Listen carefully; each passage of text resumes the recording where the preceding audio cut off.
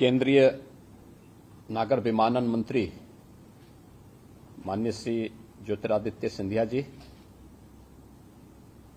गोरखपुर में स्थानीय विधायक श्री महेंद्रपाल सिंह जी, स्पाइस जेट के सीएमडी श्री अजय सिंह जी, नागर विमानन मंत्रालय की संयुक्त सचिव समेत नागर विमानन विभाग मंत्रालय से जुड़े हुए सभी अधिकारीगण, स्पाइस जेट से जुड़े हुए सभी अधिकारीगण और उपस्थित भाइयों बहनों, ये मेरे लिए अत्यंत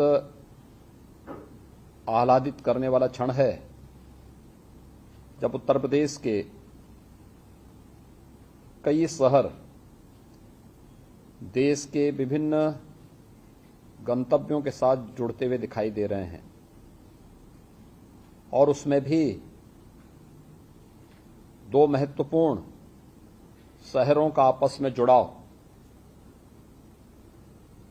बाबा गोरखनाथ की धरती का बाबा विश्वनाथ की धरती से वायु मार्ग से पहली बार जुड़ाव हो रहा है। मैं इसके लिए केंद्रीय नागर विमानन मंत्री माननीय श्री ज्योतिरादित्य सिंधिया जी को हृदय से धन्यवाद देता हूं। साथ ही साथ मैं स्पाइस जेट के सीएमडी श्री अजय सिंह जी को भी इस महत्वपूर्ण सेवा को प्रारंभ करने के लिए हृदय से धन्यवाद देता हूं। हम सब जानते हैं कि काशी दुनिया की सबसे प्राचीनतम नगरी है। बाबा विश्वनाथ के पावन धाम को आदरणीय प्रधानमंत्री जी के नेतृत्व में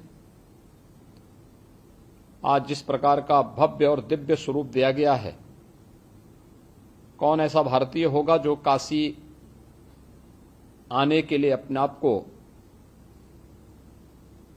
न तैयार कर रहा हो।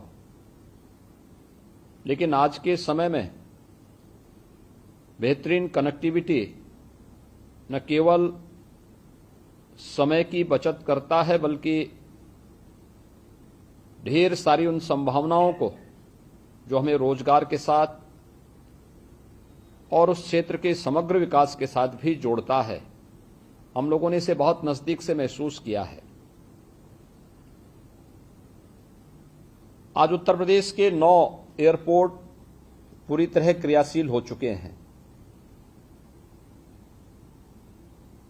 यह सब संभव हो पाया है आदरणीय प्रधानमंत्री जी के मार्गदर्शन और नेतृत्व के कारण। आज से 5 वर्ष पहले उत्तर प्रदेश के जो 4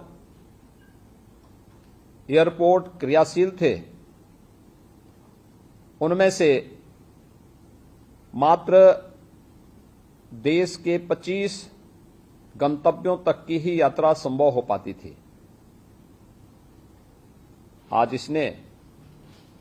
आज देश के अंदर वायु क्षेत्र में जिस तेजी के साथ विकास हुआ है, उत्तर प्रदेश आज उसका एक बेहतरीन उदाहरण प्रस्तुत कर रहा है। हम वर्तमान में प्रदेश में 75 गंतव्यों तक उत्तर प्रदेश से प्रदेश के और देश के विभिन्न शहरों की यात्रा कर सकते हैं। उत्तर प्रदेश के अंदर देश के एयर कनेक्टिविटी में काफी परिवर्तन विगत 5 वर्षों के दौरान हुआ है और सही मायने तो उत्तर प्रदेश आदरणीय प्रधानमंत्री जी के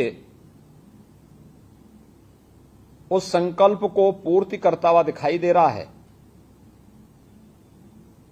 जिसमें उन्होंने कहा था कि एक हवाई चप्पल पहनने वाला भी हवाई जहाज की यात्रा करेगा। आज जब हम लोग चित्रकूट में सोनभद्र, जो देश का सर्वाधिक जनजातीय बाहुल्य क्षेत्र है, वहां पर एयरपोर्ट का बनना, श्रावस्ती, महात्मा बुद्ध ने जहां पर सर्वाधिक अपने आध्यात्मिक साधना के चातुर्मास व्यतीत किए थे, भगवान बुद्ध की महापरिनिर्वाण स्थली कुशीनगर में अंतर्राष्ट्रीय हवाई अड्डे का क्रियाशील होना, और उत्तर प्रदेश के अंदर वाराणसी हो, लखनऊ हो, या हमारे वर्तमान में निर्माणाधीन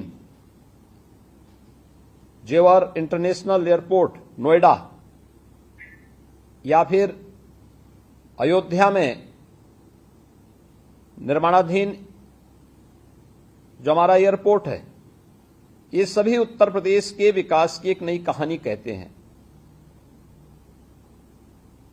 वायु सेवा न केवल व्यक्ति के आवागमन को आसान करती है, बल्कि वहां के समग्र विकास को भी एक नई गति देती है।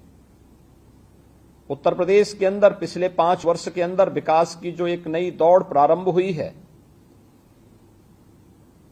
इसमें यहां पर विकसित हुए एयरपोर्ट्स और भारत सरकार के सहयोग के कारण ही ये सब संभव हो पाया है। रोजगार की अनेक संभावनाएं विकसित हुई हैं, पर्यटन के अवसर विकसित हुए हैं, और मैं विश्वास के साथ कह सकता हूं कि आज उत्तर प्रदेश से प्रदेश के अंदर और देश के अंदर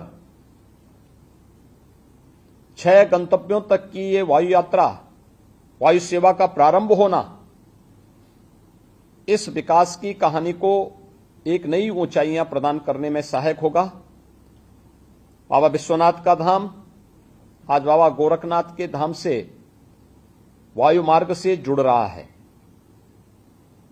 और साथ ही साथ ये मेरे लिए अत्यंत प्रसन्नता का विषय है कि गोरखपुर से कानपुर, वाराणसी से मुंबई, कानपुर से पटना, कुशीनगर से कोलकाता समेत 6 अन्य फ्लाइट उत्तर प्रदेश के अलग अलग शहरों से प्रदेश और देश के विभिन्न गंतव्यों को जोड़ने के लिए आज प्रारंभ हो रही हैं। मैं इसके लिए माननीय श्री ज्योतिरादित्य सिंधिया जी को, नागर विमानन मंत्रालय को, प्रदेशवासियों की ओर से हृदय से धन्यवाद देता हूं।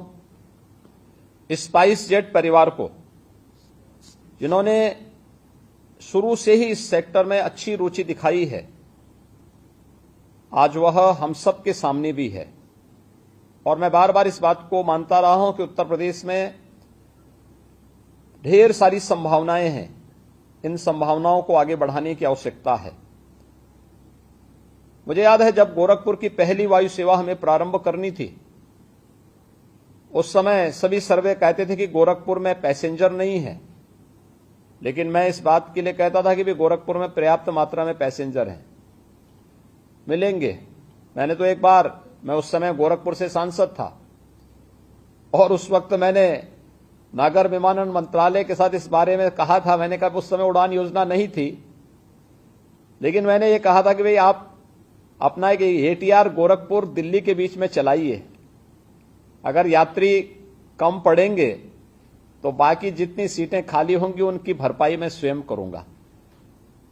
मुझे प्रसन्नता है कि उस समय गोरखपुर दिल्ली के बीच एक निजी एयरलाइंस को वायु सेवा प्रारंभ करने की अनुमति दी गई थी, बहुत सफल थी।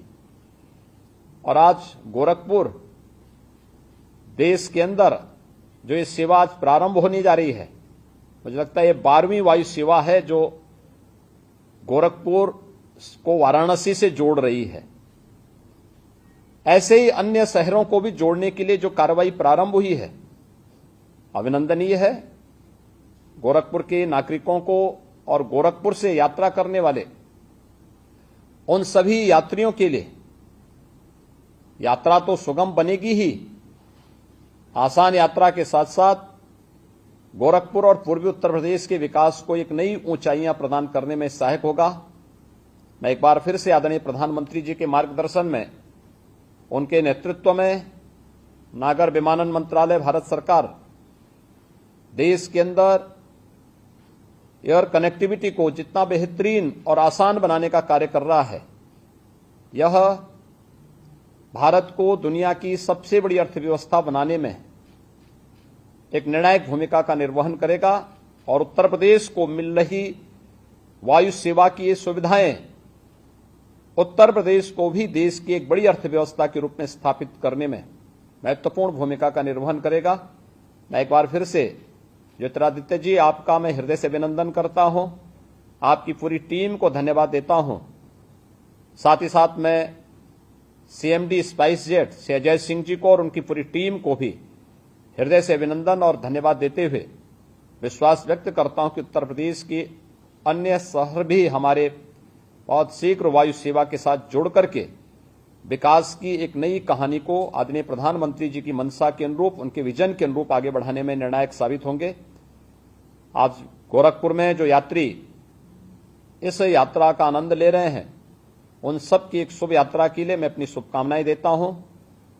उत्तर प्रदेश के विभिन्न शहर आज उत्तर प्रदेश से और देश के विभिन्न शहरों से जुड़ रहे हैं।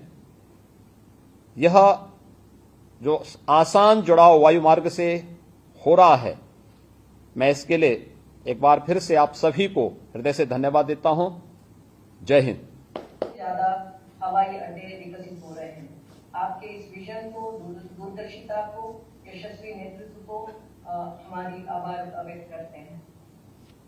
मैं अभी हमारी जो नागर विमानन परिवार के मुख्य हैं, जो माननीय नागर विमानन के केंद्रीय मंत्री महोदय को धन्यवाद देना चाहती हूँ।